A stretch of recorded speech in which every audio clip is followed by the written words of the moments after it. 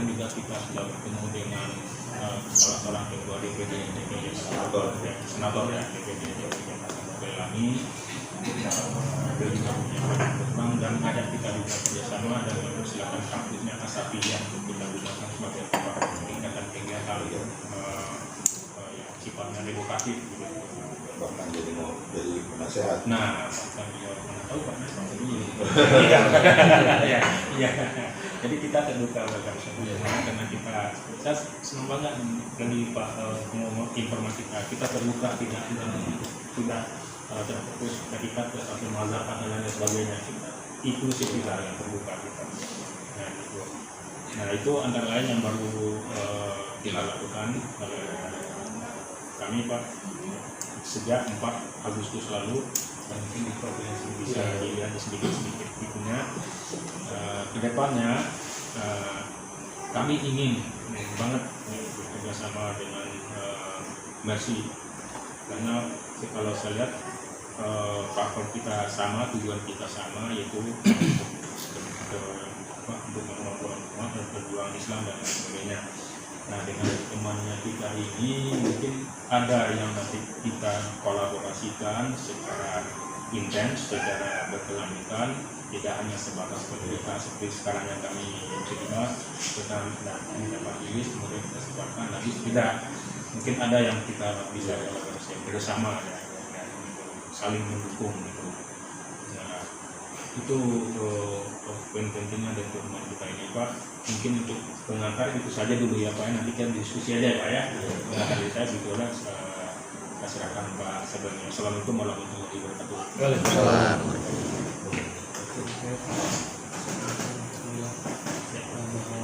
Kita juga berkantor di dekat masjid yang baru diresmikan. Umar bin Khattab. Jadi itu yang punya Pak Fikri. Jadi abangnya dokter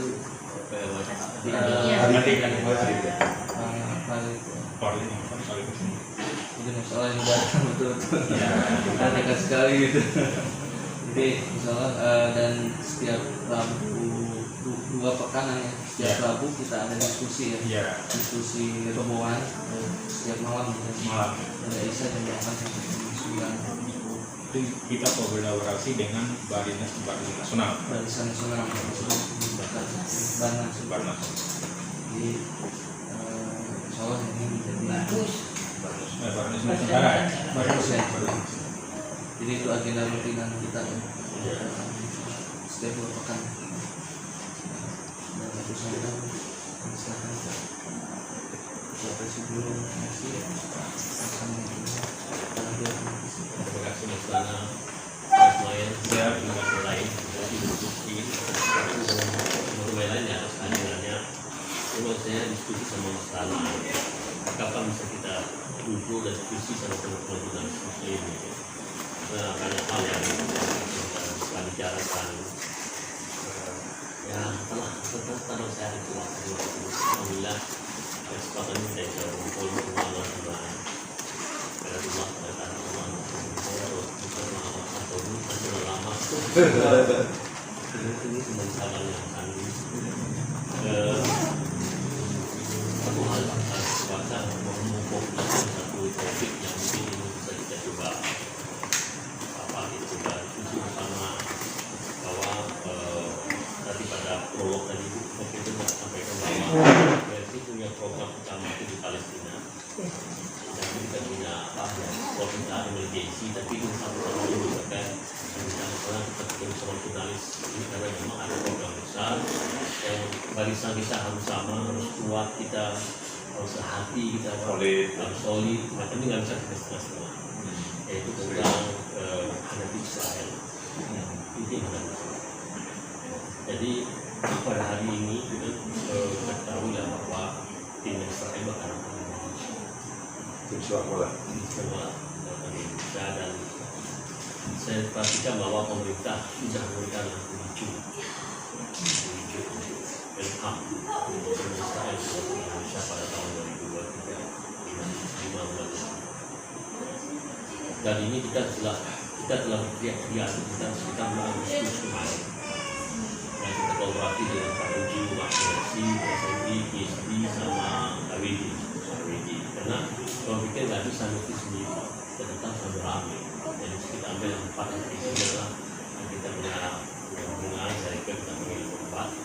dan kita sepakat bahwa temanya akan kita terus berikan di samping tema-tema Palestina yang lain, sampai tema-tema yang lain.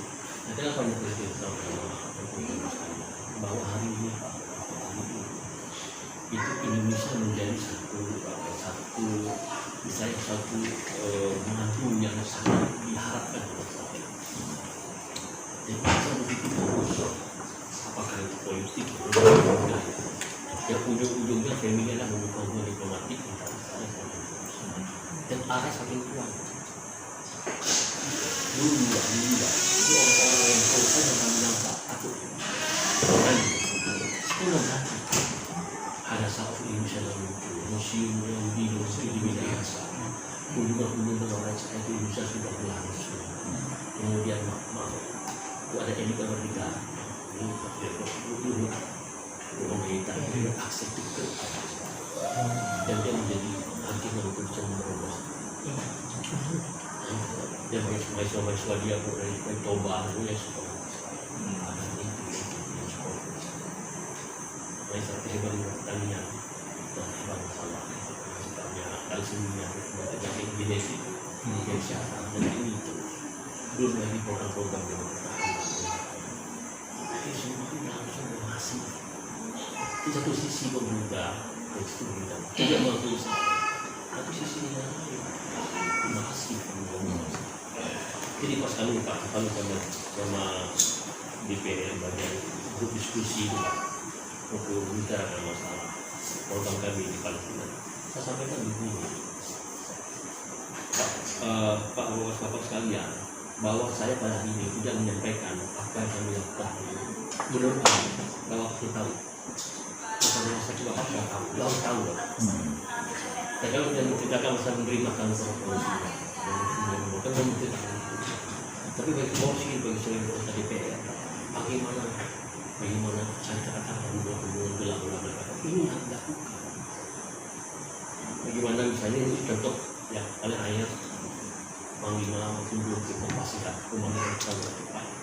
Dan misalnya beliau bahwa ada objek berdua drone kedua saya ini dari mana drone ini kita beli Israel di Pak Panglima ini langsung kenapa nggak DPR begitu dan itu jauh lebih efektif bagi semua DPR untuk bisa mempertanyakan hubungan silang dan kami melihat seperti itu.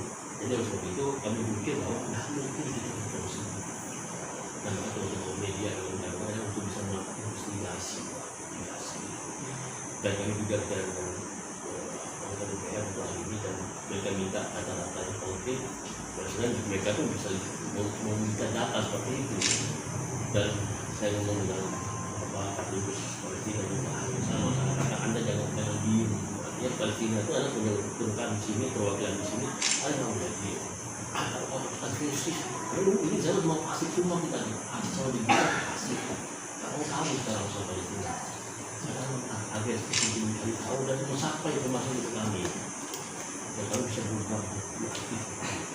Belum ada hubungan diplomatik yang ada tertentu itu hubungan dua negara tapi hal-hal itu banyak yang bisa ada dan kami betul itu misalnya data-data perkembangan tidak jelas komunikasi Israel kemarin kami tahu perdagangan itu harus tahu tanggal sisi kita harus tahu dan kita bisa kerjasama antara negara tapi ini pada ini kita mengenal itu adalah bersama-sama untuk kita gulirkan karena gini kan karena kita lihat bahwa pemerintah itu akan melakukan tindakan kalau kita diam pemerintah akan berani mengambil sikap tidak akan mengundang Israel kalau kita hanya untuk melakukan kejahatan juga terus lakukan tapi kalau kita begini semua viral ayo jadi dua kita nggak ada kata saya dulu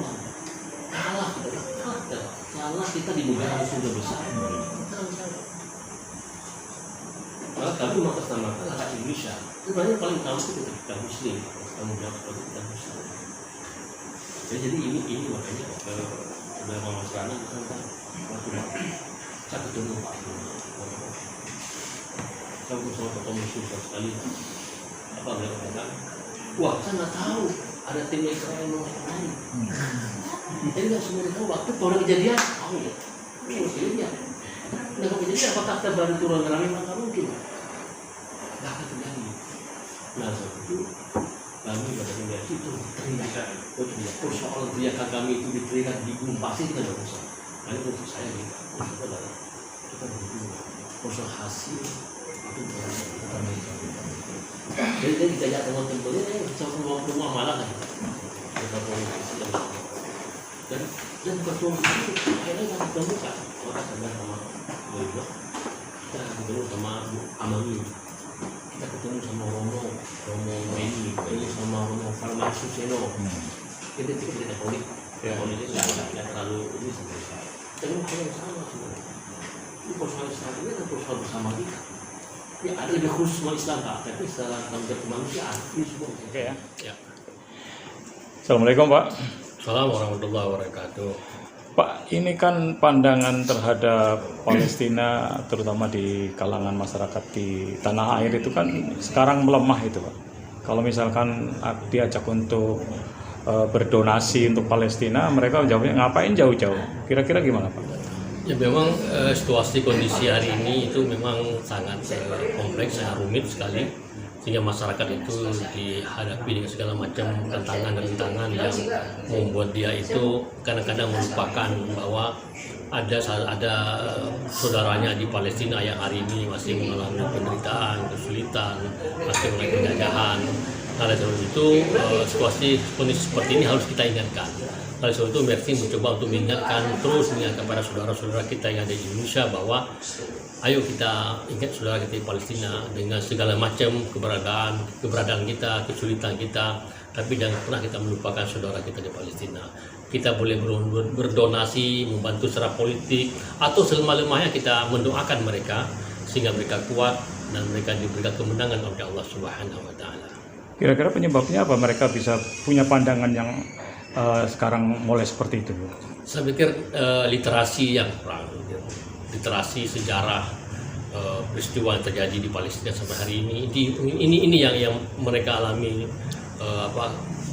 yang kekurangan sekali. Dan oleh sebab itu literasi ini harus coba ditingkatkan sehingga mereka tahu dan paham bahwa di Palestina ada kesulitan dan itu tidak boleh kita lupakan sekalipun kita mengalami kesulitan yang sama seperti mereka. Tapi inilah tugas kita bersama ya, untuk mengingatkan mereka bahwa Palestina jangan pernah kita lupakan. Terus kita sokong, kita dukung, kita bantu mereka sehingga mencapai cita-cita kemerdekaan yang diharapkan secara bersama oleh masyarakat Palestina dan internasional. Padahal antara Indonesia dan Palestina kan punya hubungan historis yang sangat kental sekali. Ya. Kira-kira gimana itu?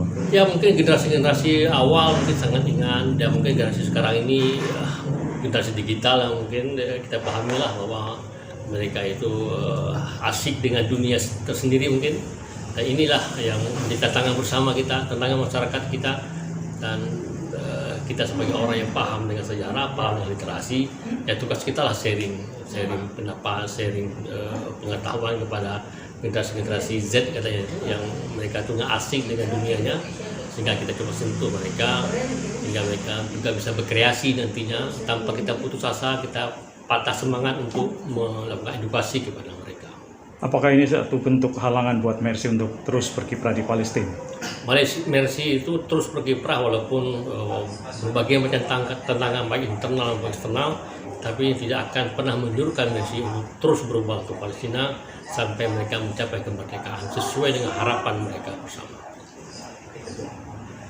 Nah, kira-kira ke depan ini harapannya apa nih untuk yang kondisi yang saat sekarang ini yang sedang terjadi, harapan dari Mercy itu sendiri? Harapan kita yang paling dekat ini adalah minta pemerintah untuk tidak memberikan visa terhadap timnas Israel di U20 tahun 2023 pada bulan Mei dan bulan Juni. Ini yang kita coba tuntut dan meminta para jangka pendek ini. Padahal mereka sudah isunya sangat kental, timnas bakal dikirim ke Indonesia bahkan udah 80% kayaknya. Ya seperti itu. Tapi saya yakin bahwa pemerintah kalau memang ada etikat untuk bisa menahan, untuk bisa tidak memberikan visa, saya pikir itu punya cara bagi pemerintah. Tinggal tugas pemerintah, tugas kita bersama untuk mendorong pemerintah agar pemerintah tidak memberikan izin kepada timnas Israel, karena ini melukai kita semua, melukai konstitusi, melukai sejarah, melukai persahabatan kita.